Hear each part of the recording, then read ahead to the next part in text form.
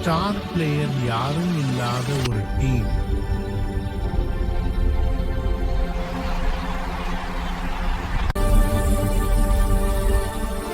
அதிக சக்தி உள்ள டீமுடன் போட்டி.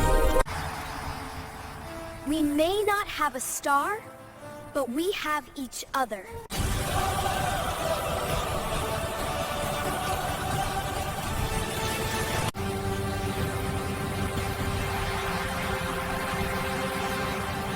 ஆனா ஒற்றுமையோட, நம்பிக்கையோட, உழைப்போட சாதிக்க முடியாததை சாதிச்சாங்க.